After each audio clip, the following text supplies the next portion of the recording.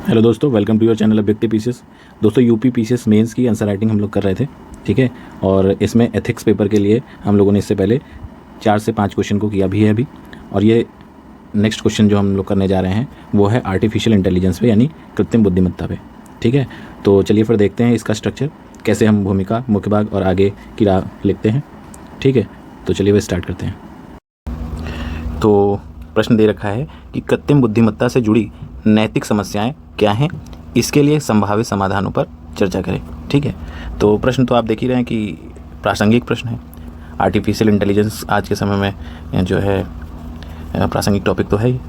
तो चलिए देखते हैं कि आंसर कैसे लिख सकते हैं इसका, ठीक है।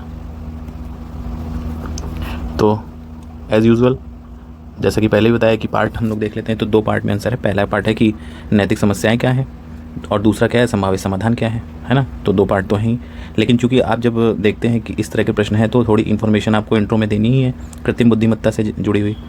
तो एक शॉर्ट में इन्फॉर्मेशन आप देंगे, किस लिए, एआई है क्या, आर्टिफिशियल इंटेलिजेंस है क्या।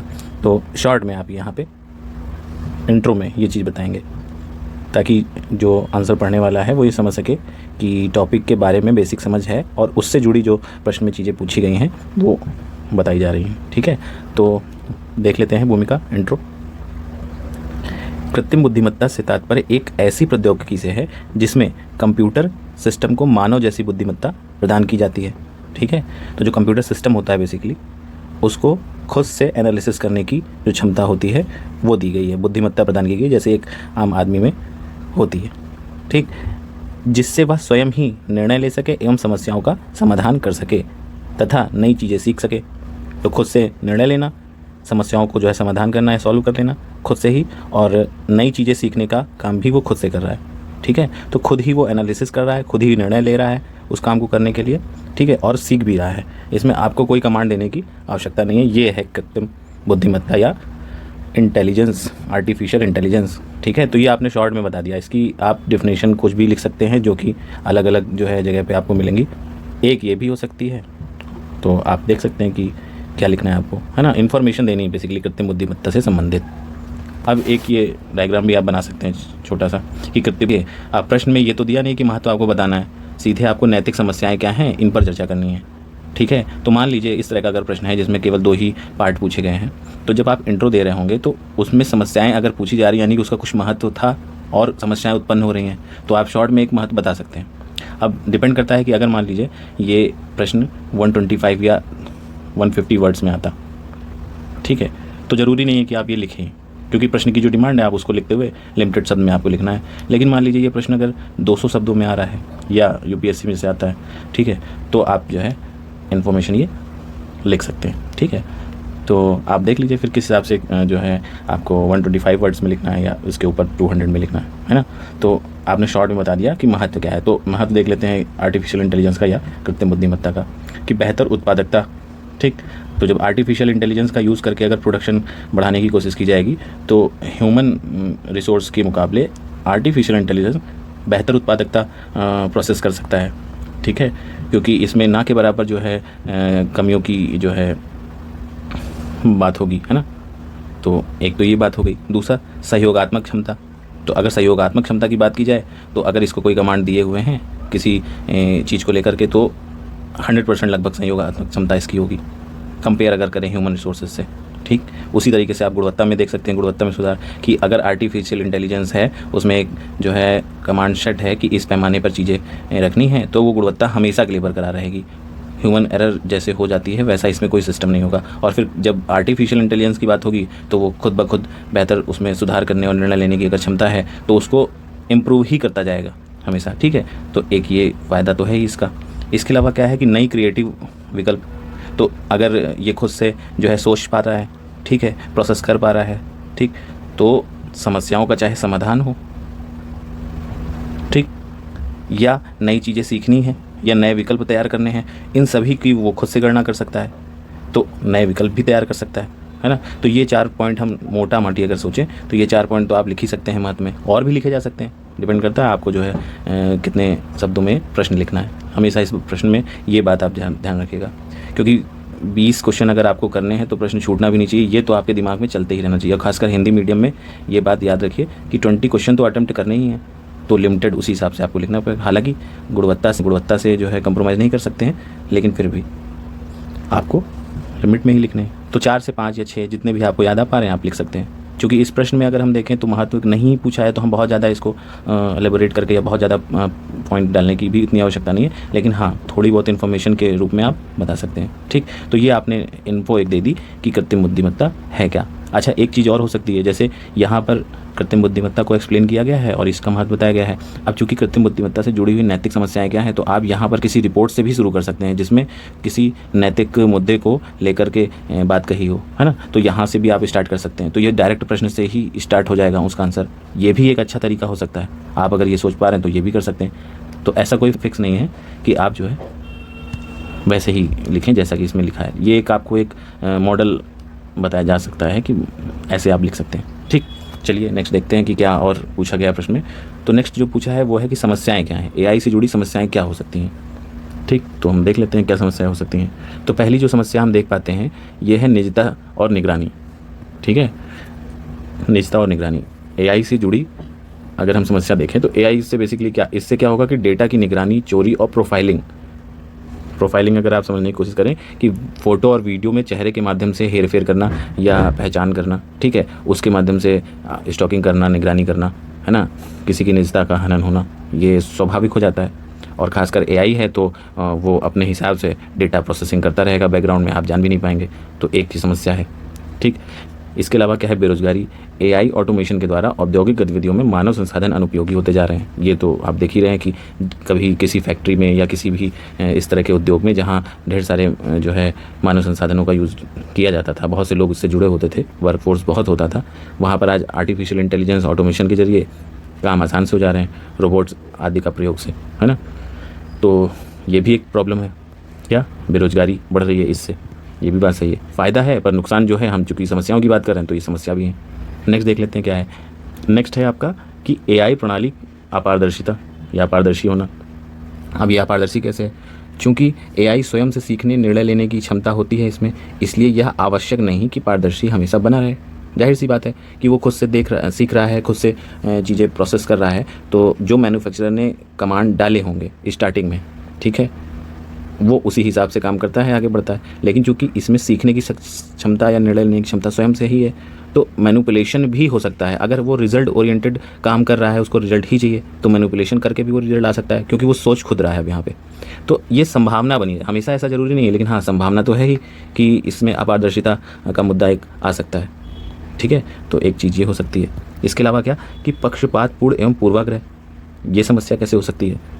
तो यदि प्रशिक्षण डेटा में ना, जो प्रशिक्षण डेटा है एआई के लिए, उसमें नस्ल, लिंग आदि से संबंधित पूर्वाग्रह शामिल है, ठीक, तो एआई प्रणाली में इससे आगे बने रहने की संभावनाएं हैं।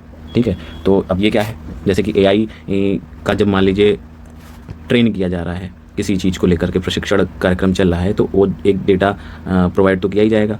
ठीक है, अगर वो डेटा उसके पास जो स्टार्टिंग फेज़ में दिया गया है उसमें नस्ल या लिंग आधारित कोई संबंधित पूर्वाग्रह शामिल है, ठीक है, तो इसकी प्रबल संभावना होगी कि आगे जब वो खुद से प्रोसेसिंग करेगा, खुद से जो है निर्णय लेगा, तो उसमें ये पूर्वाग्रह आपको दिखाई दे।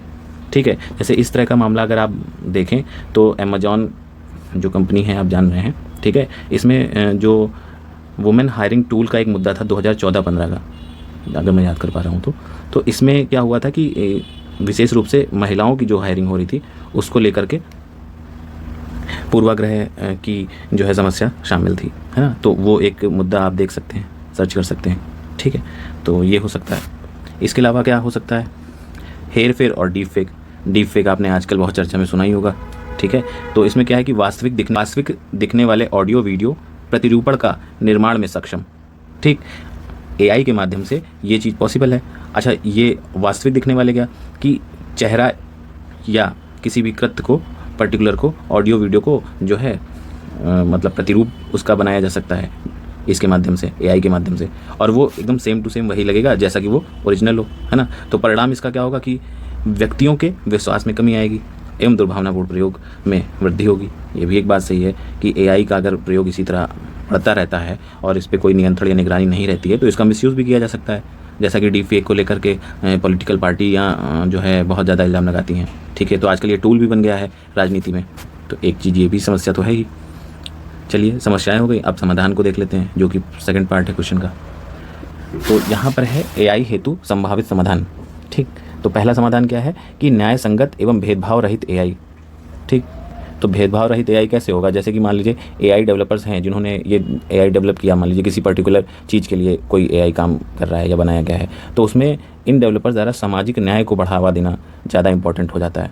ठीक है, अगर वो सामाजिक न्याय को ध्यान में रखते हुए इस तरह की चीज़ों को डेवलप करेंगे तो शायद ही इस तरह की समस्या हो, है ना। जैसा कि इसमें दिया हुआ है पूर्वाग्रह वाले मामले में कि इसमें अगर प्रशिक्षण के दौरान, किसके प्रशिक्षण, जब एआई को ट्रेन किया जा रहा है और उसमें कोई ऐसा डेटा है जिसमें नस्ल या लिंग शामिल हैं, तो पूर्वाग्रह शामिल होना मतलब कि आगे भी वो उस तरह की प्रोसेसिंग करेगा। उसी तरीके से यदि एआई डेवलपर्स जो है द्वारा सामाजिक न्याय को बढ़ावा दिया जाए, यानी कि उसके स्टार्टिंग फेज़ में इस तरह की चीज़ों को ध्यान में रख करके उसको डेवलप किया जाए, तो इस चीज़ में गलतियाँ होना कम हो सकती हैं, है ना, मिसयूज़ होना बेसिकली।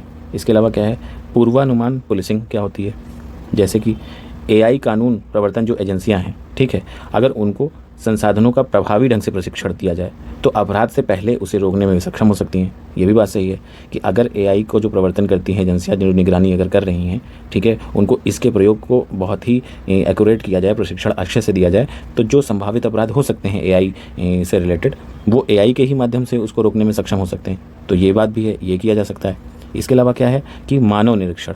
मानव निरीक्षण से संबंधित संबंध क्या है कि समय समय पर मानव निरीक्षण आवश्यक है ताकि जिम्मेदारी तय की जा सके। ठीक, तो जैसे कोई भी एआई सिस्टम डेवलप हुआ है, ठीक, और वो ऐसा कोई उसको काम दिया गया है जिससे एक बड़े समाज को हम देखते हैं कि प्रभावित होता है, चाहे उससे लाभ हो रहा है या जो भी चीज़ें हैं, तो अगर समय समय पर इसका मानवीय निरीक्षण किया जाता रहेगा तो उसमें अगर कोई फॉल्स है या कोई इस तरह की समस्या है तो उसकी जिम्मेदारी तय की जा सकती है। ठीक है, अब वो डेवलपर्स की जिम्मेदारी तय की जाएगी या किसकी, ये देखने का विषय होगा। ठीक है, लेकिन मानव निरीक्षण जरूरी है। इसके अलावा क्या है, एआई थिंक टैंक एवं अनुसंधान संस्थान। तो ये डिमांड है बेसिकली, ऐसे संस्थानों से निरंतर संभावनाएं एवं चुनौतियों से लड़ने में सक्षम बनते हैं।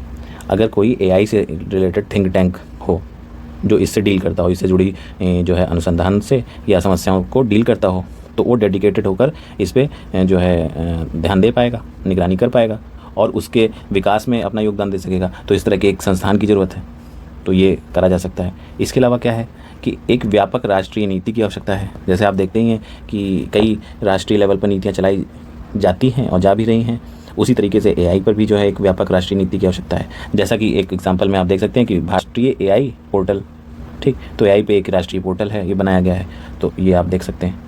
इस तरह की जो है एक राष्ट्रीय नीति होनी चाहिए। ठीक, इसके अलावा और भी पॉइंट हो सकते हैं, चूँकि वही है वर्ड लिमिट की बात है तो आपको ये भी ध्यान रखना पड़ेगा। इन 5 पॉइंटों में और कोई कॉन्क्रीट पॉइंट अगर आपके पास है तो उसको आप इसमें ऐड कर सकते हैं। ठीक, तो ये आपने जो है सेकंड पार्ट बताया कि संभावित समाधान क्या हो सकते हैं। बाकी ये समस्याएं थी और ये आपने इंट्रो दिया था। अब एक निष्कर्ष थोड़ा सा कंक्लूड करते हुए लिख सकते हैं। क्या लिख सकते हैं कि इस तरह से हम देख सकते हैं कि भले ही एआई के अनेक लाभ हों परंतु इससे जुड़ी समस्याएं भी महत्वपूर्ण हैं। इसी संदर्भ में आध्यात्मिक गुरु अमित रे ने कहते हैं, अब अमित रे जो है का एक कोट आप कोट कर दीजिए, किसी का भी कोट कर सकते हैं, बस आपका रेफरेंस एआई से जुड़ा होना चाहिए और इस प्रश्न से जुड़ा होना चाहिए। तो क्या कहते हैं अमित रे, ये कि मानवीय मूल्य और भावनाओं के साथ कृत्रिम बुद्धिमत्ता में नैतिक नज़रिया भी शामिल करना भावी कृत्रिम बुद्धिमत्ता को मूलभूत आधार प्रदान करता है। ठीक है, तो इनका ये मानना है कि जो मानवीय मूल्य हैं और भावनाएं हैं ये तो कृत्रिम बुद्धिमत्ता में शामिल की ही जा रही हैं, लेकिन अगर इसमें नैतिक नज़रिया भी शामिल किया जाए, ठीक है, ताकि कोई भी निर्णय वो ले, ठीक है, कोई भी निर्णय वो ले तो उसमें उसकी अपनी प्रोसेसिंग में नैतिक नज़रिया भी शामिल हो, ताकि हर वो निर्णय जो वो ले उसमें नैतिक दिख भी सके और नैतिक करे भी कार्य हो, है ना। तो इससे ही जो प्रॉब्लम्स समस्याएं उत्पन्न हो रही हैं वो कुछ हद तक कम हो सकती हैं। तो ये जो है अमित रे जी का कहना है। तो आपने एक लास्ट में एक कोड भी लिख दिया तो थोड़ा आपके आंसर में वजन बढ़ जाता है ना। तो ये आप देख सकते हैं प्रश्न को, ठीक है।